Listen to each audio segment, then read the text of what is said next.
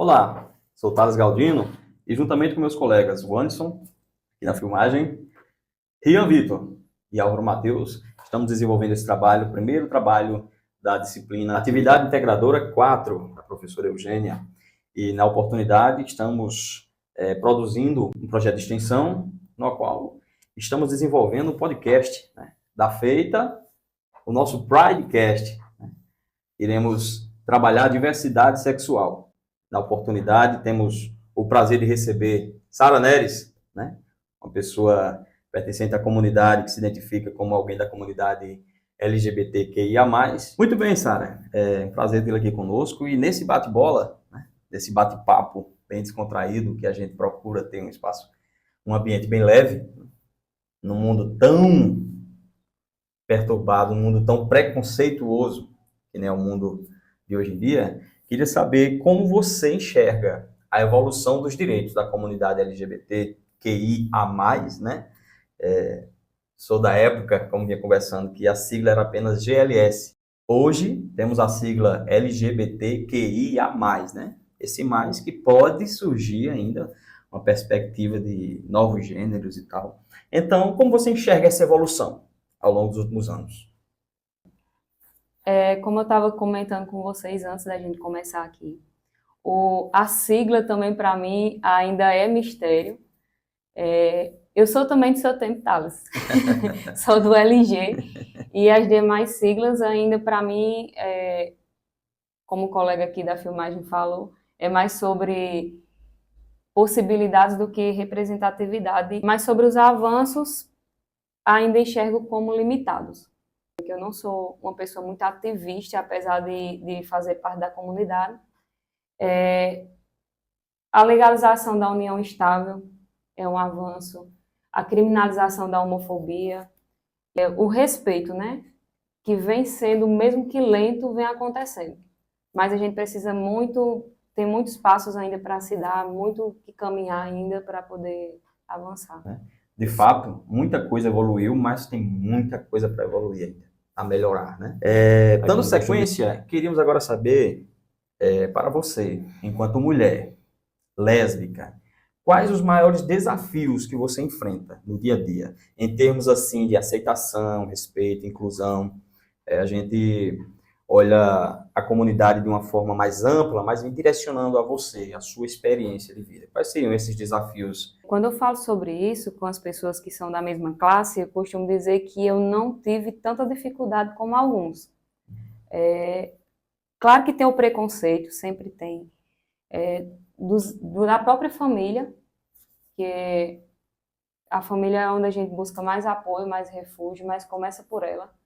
Dos próprios amigos, na exclusão da sociedade, mas eu falo isso de forma mais generalizada. E não em relação a mim que não teve esse processo tão intenso. Quando eu me assumi, eu primeiro tive a minha autoaceitação para depois assumir para a minha família, que para mim já era o suficiente. Eu nunca me importei muito com a parte externa, a sociedade em geral. Mas eu vejo sim ainda muita limitação em relação à inclusão no trabalho, na educação, o medo da violência, porque eu acho que é isso que quando a família tem aquele receio na aceitação é por medo da pessoa que está se descobrindo ser vítima de violência de pessoas que não tem nada a ver com a vida delas lá fora, e eu acredito que seja isso. Mas falando de mim, numa experiência pessoal, eu tive muito apoio da minha família, dos meus amigos. No meu trabalho eu não tenho problemas, eu tenho pessoas muito que hoje são, para mim, amigas também, que compartilham comigo esses momentos. Você falando da sua experiência aí, né, sobre o apoio de sua família, sobre ter apoio no seu trabalho, no seu ambiente de trabalho, seus amigos, e entrando um pouco nessa intimidade, podemos dizer assim, se me permite, queria lhe perguntar como foi esse descobrimento, se podemos usar esse termo, né, esse toque. Você se tocou assim e disse, espera aí, eu sou gay.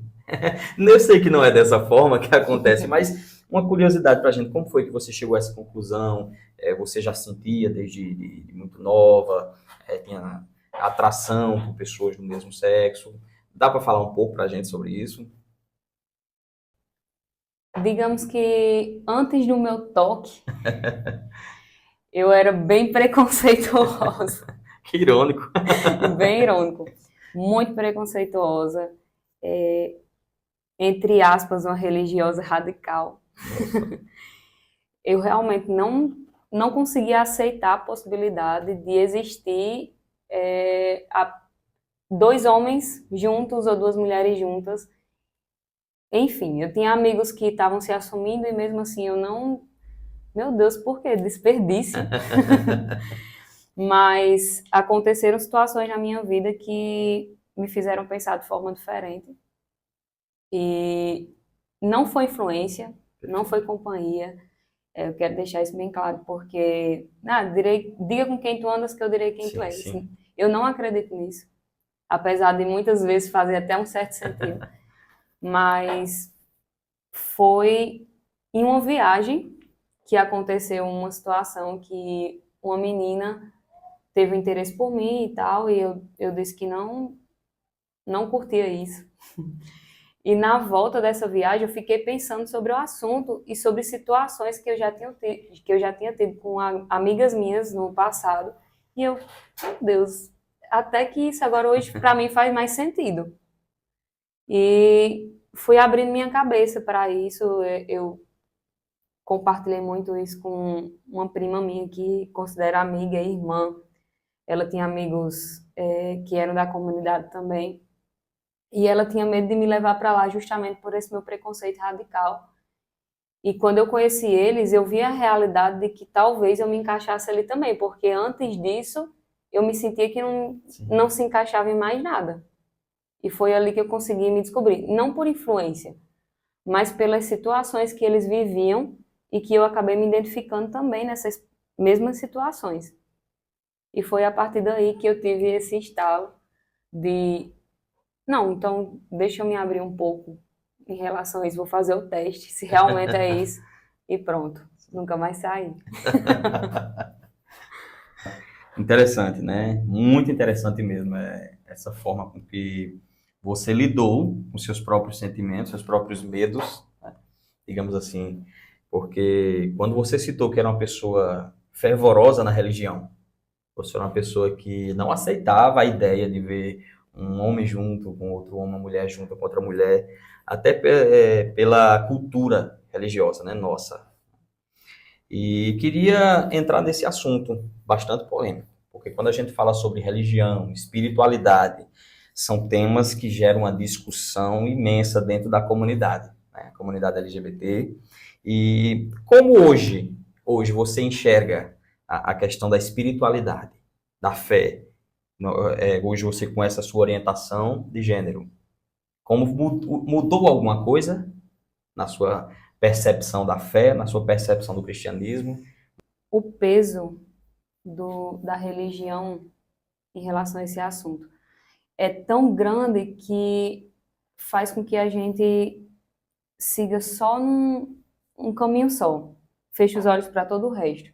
Quando fala de si mesmo também, né? Porque o amor próprio, de você não tá, quando você não se aceita do jeito que você não está tendo um amor próprio também. Então, é até irônico de novo dizer que eu me aproximei muito mais de Deus depois da minha aceitação do que antes disso. Porque eu me reconheci, eu me aceitei de fato, e foi assim que eu consegui me aproximar mais dele, porque as orações se tornaram mais frequentes, o fato de pedir perdão e o fato de agradecer também, mesmo diante de algo que a própria religião considera como pecado. Esse paradoxo que para a religião, né? Isso que você mencionou, que é essa sua relação com Deus, para muitos religiosos está na contramão da sua identidade de gênero hoje. Então, isso se torna um paradoxo na cabeça de muita gente, porque, pô, é impossível. Algo que, na minha visão, lhe afastaria de Deus, lhe aproximou mais dele.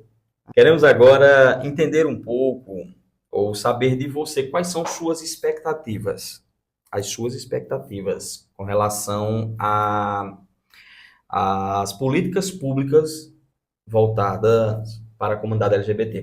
As expectativas ainda para isso são muitas, aliás. Mas olhando por uma visão nacional, vou falar assim. Hoje a gente tem as perguntas sempre inseridas, né, nos processos seletivos na área da educação e no próprio mercado de trabalho, perguntas relacionadas à nossa orientação sexual. Então já é uma forma bem pequena de inclusão, mas eu vou trazer para o meu município, que é onde eu conheço melhor. Em destaque a gente passou agora pelas campanhas políticas, né, municipais, e teve uma candidata que trouxe pautas relacionadas para apoio à comunidade LGBTQIA+, né? Infelizmente ela não alcançou a vitória, não entrou para a Câmara, mas já é também um passo muito importante, visto que nosso município é muito pequeno, ainda é um tabu a conversa sobre isso, apesar de não fazer muito tempo que eu sou uma pessoa que se assumiu, faz o quê? 10 anos, eu estava me assumindo com 19 anos e hoje a gente tem uma juventude lá que não tem medo de falar sobre o assunto com 15, 16 anos, e isso me impressiona bastante, e com muitas das vezes com muita maturidade, coisa que eu ainda nem tenho hoje para falar com tanta propriedade. Mas a gente está caminhando em passos lentos, é um resultado a longo prazo, acredito, ainda vai demorar bastante, a luta continua, mas são pequenos exemplos que demonstram que a gente já está saindo do lugar. Para fechar nosso bate-papo aqui, nosso Pridecast, né? Literalmente o cast do orgulho, né? Do orgulho LGBTQIA+, nessa conversa bem descontraída. Queríamos pedir para você deixar aqui sua mensagem para aqueles que estarão a assistir ou ouvir esse podcast, né? Aqueles que estão se descobrindo, que ainda estão buscando se afirmar na comunidade LGBTQIA+. Hoje, há do que se orgulhar, tem muita luta a ser travada ainda. Qual a sua mensagem para as pessoas que buscam se afirmar? Bom, Thales, ainda assim, ainda muita luta, mas também há motivos a se orgulhar, como eu falei lá no início do podcast, sobre a aceitação da união estável, sobre o respeito à identidade de gênero, sobre a criminalização da homofobia. São passos importantes que devem ser comemorados por todos nós, mas para quem está nesse processo, que é um processo difícil, é um fato, eu só quero dizer que a parte mais difícil é a autoaceitação. Depois que você passa pela autoaceitação, tudo fica mais leve. E tem uma mensagem que eu levo desde o primeiro dia que eu disse, é isso que eu sou, que já faz 10 anos, e que eu levo até hoje, que quando você é livre por dentro, nada lhe aprisionará por fora.